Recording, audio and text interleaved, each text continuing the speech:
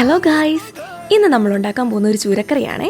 അതിനായിട്ട് ഒരു ചട്ടി വെച്ച് അതിലേക്ക് ആവശ്യത്തിനുള്ള വെളിച്ചെണ്ണ ചേർത്ത് വെളിച്ചെണ്ണ നന്നായിട്ട് തിളച്ച് കഴിയുമ്പോൾ കടുകും ഉലുവയും ഇട്ട് അവ നന്നായിട്ടൊന്ന് പൊട്ടിച്ചെടുക്കുക. അതെല്ലാം ഒന്ന് പൊട്ടിക്കഴിയുമ്പം അരിഞ്ഞു വെച്ചിരിക്കുന്ന കൊച്ചുള്ളി, നീളത്തിലരിഞ്ഞ ഇഞ്ചി, വെളുത്തുള്ളി, പച്ചമുളക് എന്നിവ ചേർത്ത് നന്നായിട്ട് ഇളക്കി കൊടുക്കുക. അതിൻ്റെ കളർ ഒന്ന് മാറുന്നതും വരെ ഒന്ന് ഇളക്കി കൊടുക്കണേ. ശേഷം വെള്ളത്തിലിട്ട് വെച്ചിരിക്കുന്ന പുളിയും കൂടെ ചേർത്ത് നന്നായിട്ട് ഇളക്കി കൊടുക്കുക. ഇവിടെ ഒരു 4 സ്പൂൺ മുളക് പൊടിയാണ് എടുത്തിരിക്കുന്നത്. ഇവിടുത്തെ മുളക് പൊടിക്ക് നല്ല എരികുറവാണ്, അതുകൊണ്ടാണ് കേട്ടോ 4 സ്പൂൺ മുളക് പൊടി എടുത്തേക്കുന്നത്. 1/2 സ്പൂൺ മഞ്ഞൾപ്പൊടി, 1 സ്പൂൺ മല്ലിപ്പൊടി. ഇതിൻ്റെയൊക്കെ ഒരു പച്ചമണം മാറുന്നത് വരെ നന്നായിട്ട് ഇളക്കി കൊടുക്കുക.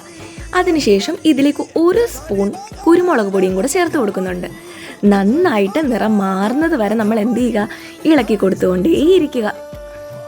പച്ചമണം മാറിക്കഴിഞ്ഞാൽ ഉടനെ തന്നെ നമുക്കിതിലേക്ക് വെള്ളം ചേർക്കാം. കറി ഒന്ന് തിളച്ച് വരുമ്പോഴത്തേക്ക് അതിലേക്ക് ഉപ്പും കറിവേപ്പില ഇടണം കേട്ടോ. ആ ക്ലിപ്പ് എടുക്കാൻ മറന്നുപോയി. അതിനുശേഷം കഴുകി വൃത്തിയാക്കി വെച്ചിരിക്കുന്ന മീൻ കഷ്ണങ്ങളെല്ലാം കൂടെ നമുക്കിതിലേക്ക് ഇട്ട് കൊടുക്കാം. ഒരു തക്കാളിക്കും കൂടെ അരിഞ്ഞ് ചേർക്കുന്നുണ്ട് കേട്ടോ. ഇതുപോലെ തിളച്ച് വന്നതിന് ശേഷമാണ് തക്കാളിക്ക് ചേർക്കേണ്ടത്. ഒരു 20 മിനിറ്റ് ഒന്ന് തിളപ്പിച്ചതിന് ശേഷം ഇവനെ നമുക്ക് മാറ്റി വെക്കാം കേട്ടോ. ഇവിടെ നമ്മുടെ രുചികരമായിട്ടുള്ള ചൂരക്കറി റെഡി ആയിട്ടുണ്ട്. എല്ലാവരും പരീക്ഷിച്ചിട്ട് ഒന്ന് കമൻറ്റ് ചെയ്തേക്കണേ. അപ്പോൾ നെക്സ്റ്റ് വീഡിയോ നാളെ കാണാം.